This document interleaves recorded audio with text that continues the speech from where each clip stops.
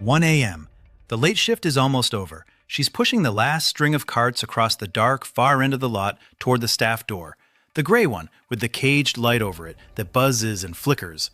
And the air has that specific, empty parking lot hum, that after-midnight quiet where the whole world feels switched off. She's thinking about nothing, about her bed. And then she sees him, standing just past where the light gives out, hands in his pockets, not moving, waiting. Somebody she knows, somebody the whole group agreed was harmless. Hold right there, freeze him at the edge of that light. Because to understand why this quiet frame is the coldest one in tonight's whole episode, we have to rewind 3 weeks, and you have to meet him the exact way she did, as the easiest guy in the group. And before we go there, one promise, because last week left a mark, and I know it. Tonight is lighter. Not because the fear is smaller, but because every single person you're about to meet gets out, cleanly, early, intact, usually without anything worse than a bad week and a lost friend group. This is the episode about catching it, not surviving it. So watch these less like warnings and more like practice. 5 familiar faces, 5 small wrong notes, 5 people who heard the note and acted on it. By the end, you'll have the same ear. That's the gift of a quiet night. You get to learn the pattern without paying for it. Reno. Her name was Kayla, 24, working the overnight at the Walmart because it paid $1 more an hour and the store went calm and almost peaceful after midnight. Just her, the hum of the coolers, the squeak of a cartwheel. And her way of decompressing after a shift, the thing that made the odd hours bearable, was a Fortnite squad. A loose, rotating little group she'd drop into voice chat with on her nights off. Low stakes, friendly, funny at 2 in the morning, in that specific way things are funny at 2 in the morning. And in that squad, there was one regular. Easy. That's the word everyone would have used for him. Agreeable. Never argued, never got weird, never made anything awkward, always had your back in a match, and laughed at your jokes a half-second faster than anybody else in the channel. If you had lined up the whole squad and asked, without warning, which one of these people is the safest, the most harmless, every single one of them would have pointed at him without even thinking about it. Catch this because it is the entire spine of this episode. The person the group unanimously calls harmless is a person the group has stopped actually looking at. Nobody is that frictionless by accident. Frictionless is a thing you build on purpose so that no one ever pushes back. And you have to understand what that squad actually was to her, or none of the rest lands. It wasn't nothing. It was the warm room at the end of a cold shift. She'd clock out, drive home under those sodium lights, microwave something, put the headset on, and there they'd be, 3 or 4 familiar voices, arguing about nothing, celebrating a bad play like it was the Super Bowl, keeping her company in the specific loneliness of being awake while your whole city sleeps. He was part of that warmth. He was, if anything, the most reliable part, the one always online when she logged on, like he'd been waiting. She read that as loyalty. It reads differently now. Now, here's how she handed him the map. And I want to be careful with this because it is the most ordinary behavior in the world, and there is nothing to be ashamed of in it. Over those weeks, in the easy background chatter of getting comfortable with people who feel safe, she mentioned things. That she worked nights, which Walmart, roughly, she named the part of town. That her car was the little blue one that never wanted to start in the cold. That her shift wrapped around one. None of it, on its own, was anything. It was just squad talk, the connective tissue of a friendship forming. That instinct, to relax and share and be known by people who seem kind, is not a flaw. It is the whole good reason we bother with other people at all. But line those 4 little comments up across 3 weeks and pull them out of the warmth they were set in, and they stop being conversation. They become a schedule, a place, a time, a car. She built him a map without ever once feeling like she was building anything. Picture the specific night it tipped, because she can still picture it exactly. Late match, everyone loopy from the hour, and she laughed and said she had to log early shift, or a late one of those. Nothing. And he'd said, light as air, drive safe, the lot gets sketchy that late. And in the moment, it slid right past her, the way a kind word does. It was only later, replaying it, that she caught what shouldn't have been in it. She'd never said the lot. She'd never said she walked across a lot at all. He'd filled that in himself, from pieces, and handed it back to her, wearing the face of concern. The catalyst was small, the way it always is. He began saying things that had quietly drifted from the game into her real life. Hope the lot wasn't too dead tonight. She had never told him she was working that night. Bet that blue car's a nightmare to start at 1 a.m. A joke, but a joke assembled entirely out of details she'd scattered, now reassembled and aimed back at her, gently, like a gift she hadn't asked for. And here is the thing she did, that almost every single one of us would do, that I refuse to call foolish because it is the most human reflex there is. She explained it away. He's a friend. He just remembers stuff, he's attentive, that's a nice quality. Flagging the nicest guy in the squad as something to be afraid of felt paranoid and unkind and a little bit insane, like the kind of thing that would say more about her than about him. So she laughed it off and handed the machine 3 more days to run. And then it was 1 a.m., and he was standing just past the edge of that caged light, by the staff door of a store she had never, not once, not vaguely, not by accident, told him she would be at that night. And the circle closes right there, on that exact patch of asphalt where the story opened. And I want to be precise about what the horror actually is, because this is a fear this channel takes seriously, and it deserves the plain truth.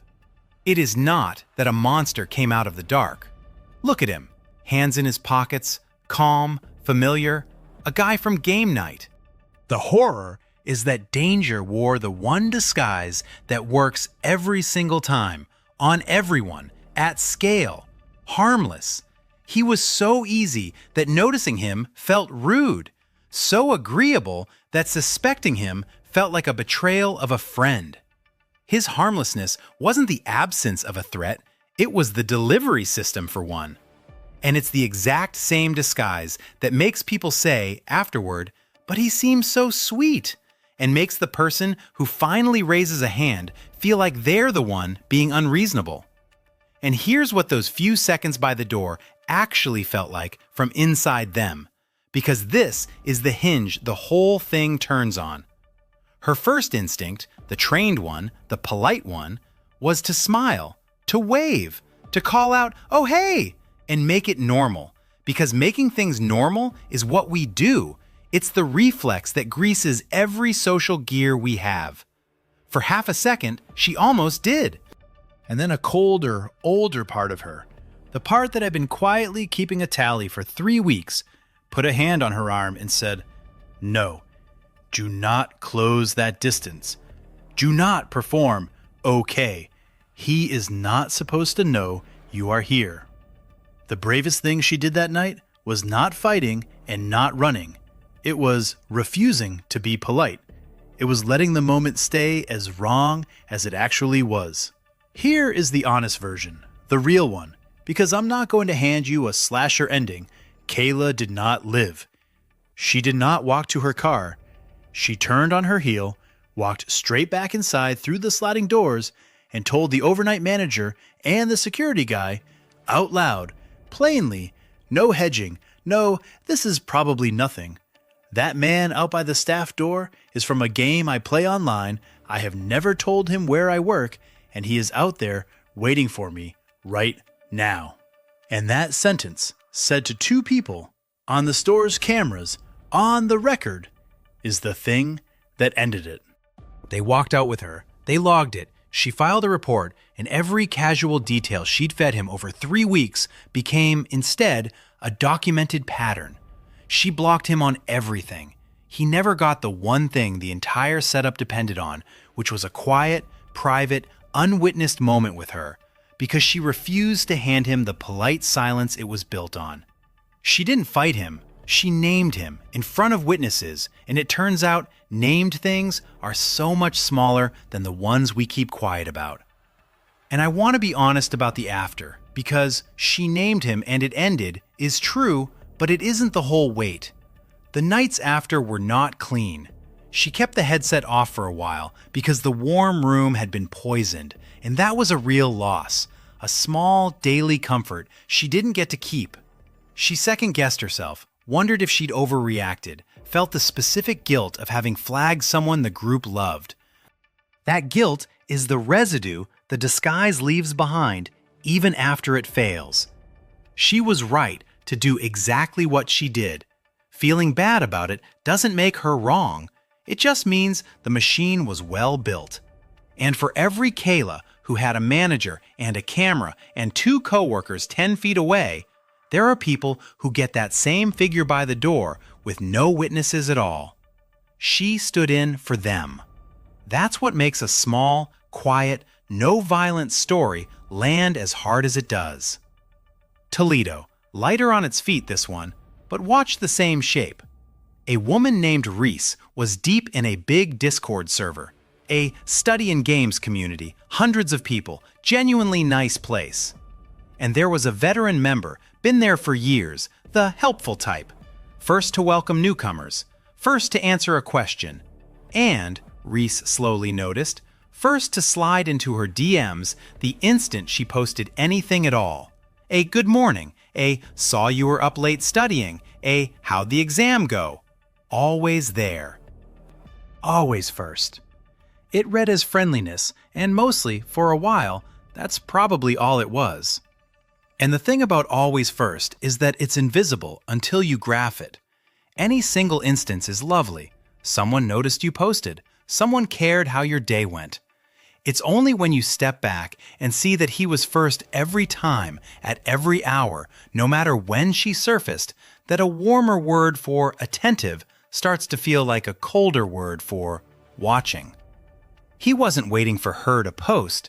He was watching for it. Those are different activities that produce the identical message. And the identical message is exactly why it took her so long to feel the difference. Then one afternoon, he messaged, "Good luck with your 8 a.m. tomorrow. Those are brutal." And Reese sat there because she had never posted her class schedule anywhere. Catch it, the small drift, the same one Kayla missed. She went back and did the co-detective thing, scrolling her own footprint with cold eyes, and she found the trail. A comment months ago griping about early classes. A study group message that mentioned a room number. A "can't talk, 8 a.m. lecture" she'd typed and forgotten. He'd been quietly collecting the pieces of her week from 100 throwaway lines, holding them, assembling them. The circle closed on that "good luck," a sentence that revealed he'd built a calendar of her life out of her own small talk. And here's the part that made her skin crawl in the good, useful way, the way that turns fear into action. It wasn't that he knew one thing. It was that knowing it required him to have kept everything, to have read her every throwaway line closely enough and cared enough to reconstruct a schedule she herself couldn't have recited from memory. Casual friends don't retain you like that. Archivists do. He had been quietly archiving her. Nothing dramatic happened next, because Reese made sure of it. She stopped answering, muted him, and did the thing that actually matters in a community. She didn't just protect herself and vanish. She took her screenshots to the server's mods, laid out the pattern, dates and all, and said, "This made me uncomfortable, and here's why." And the mods, who'd each half noticed his hovering for years, and each privately assumed it was just his way, finally had the one thing that lets a group act instead of shrug. Someone had said it out loud, on the record. They watched.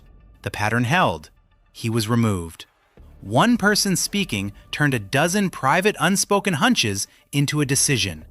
Sometimes the whole horror is a man who knows your Tuesday, and the whole ending is you deciding he doesn't get to. Tacoma. A small streamer named June, 30, maybe 40 people on a good night, cozy content, chatting and crafting. She had a mod, a regular, sweet and tireless, the kind of volunteer who keeps a little channel running. He handled the trolls, he timed out the creeps. He was, by every visible measure, one of the good ones. And he was. Right up until the offers started drifting off the screen. I'm actually not far from you. I could come take a look at that Wi-Fi setup you keep complaining about. I could drop off that lighting rig, save you the shipping. Small, generous-sounding offers to cross from the internet into her actual apartment. And watch how the offers escalated, because they climbed a staircase, each step small enough that refusing it would have felt dramatic. First, it was just knowledge. Oh, I'm in the PNW too. Then proximity. Actually, not far from you. Then a reason to close the gap. I could drop that off.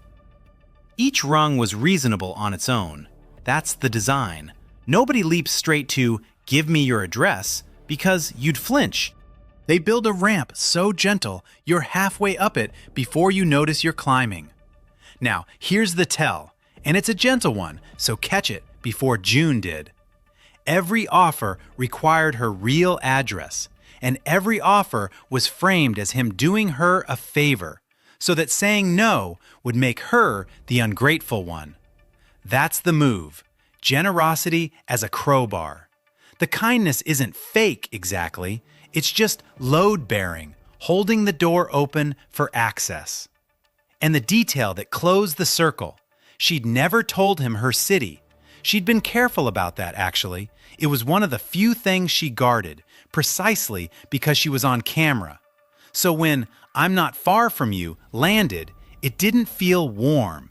It felt like a door she deliberately kept shut, swinging open from the other side. He'd worked it out anyway. From a mountain visible through her window, in one old stream, from a coffee cup with a local logo, from a package she'd held up to the camera with a shipping label she'd forgotten to blur. From the pieces. She'd locked the front door, and he'd come in through a window she didn't know she'd left open, and then knocked on the inside, smiling, offering to help. June didn't get mad, and she didn't make a scene, and honestly, that's a masterclass, because making a scene is exactly what these situations bait you into. Get loud, overreact, and now you're the difficult one, and he's the wronged helper who was only trying to be nice. She didn't take the bait. She just declined every IRL offer, warmly, cheerfully, permanently. "Aw, you're sweet, but I keep all this online, house rule," and repeated that exact soft wall every single time, never explaining, never negotiating, because a boundary you have to justify is a boundary you're inviting someone to argue with. She kept everything on the platform where it belonged, and she quietly promoted a second mod, so that he was never again the only one holding the keys, never again the single, trusted insider, which both diluted his access and gave her another set of eyes without her ever having to accuse him of a thing. The stream's still running. Some doors you just keep closed, cheerfully, forever. Chico. Small town, which matters. A woman named Talia played one of those big co-op phone games with a tight guild. Daily check-ins, group chats, the whole social scaffolding of a game that wants you logging in every day. One guildmate she talked to more than most. Friendly, funny, in a different state supposedly. And then one day he mentioned, casual as anything, that he'd just moved. To her town. Her small town. What a coincidence, he said. We should finally meet up.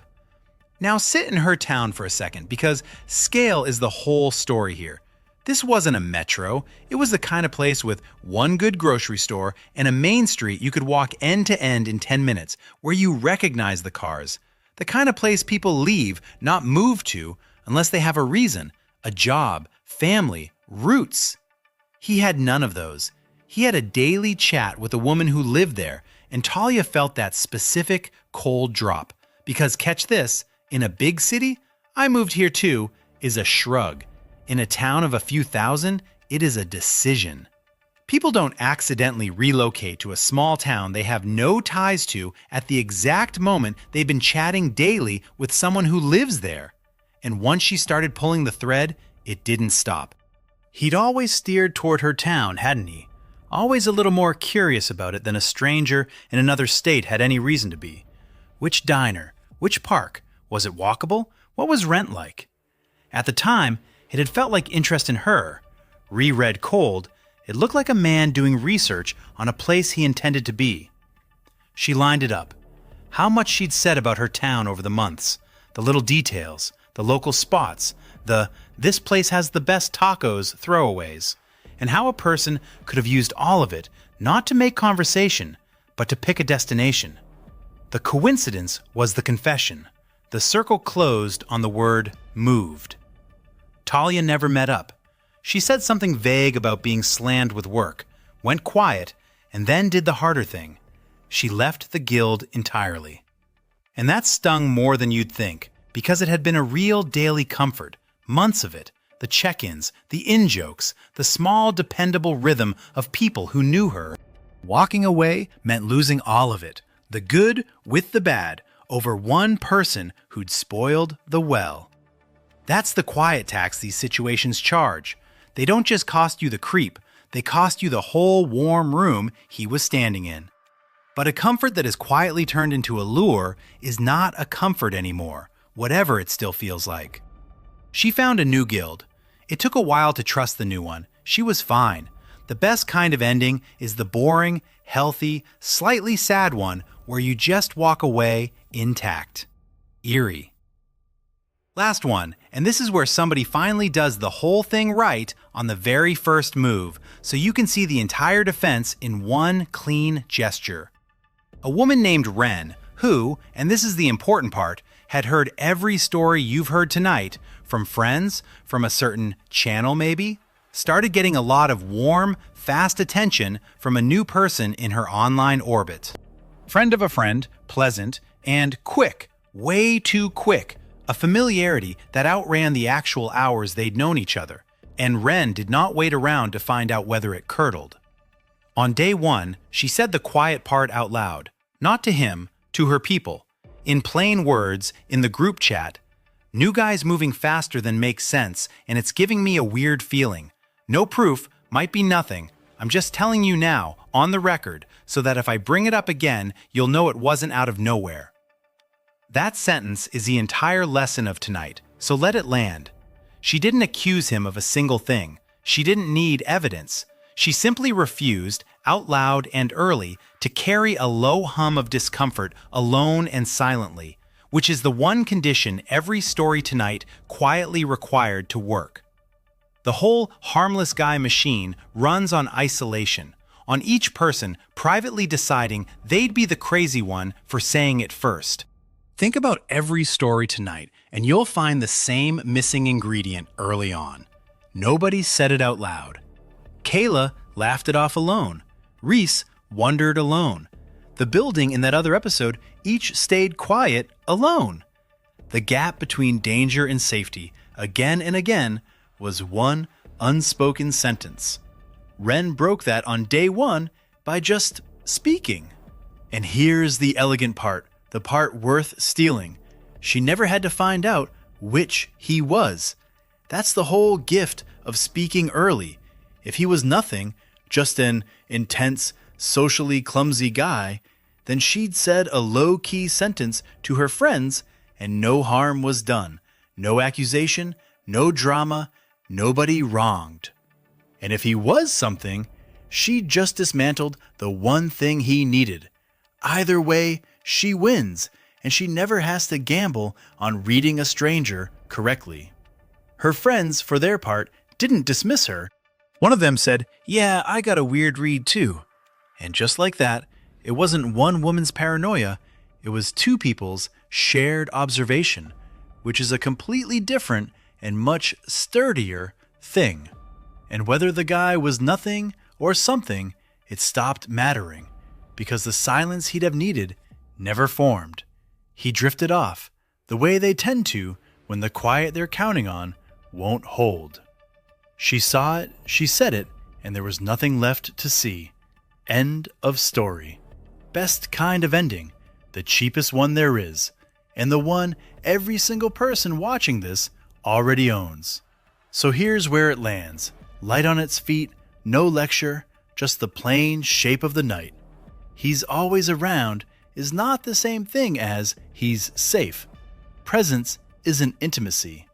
Being vouched for by the group isn't the same as being looked at by the group.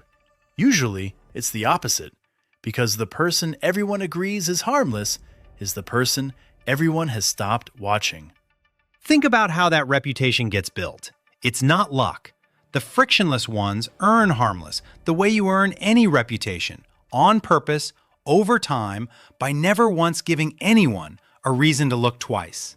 And most people who are easy to be around are exactly that: easy, kind, safe, the good friends they appear to be, and you should not spend your life suspecting them.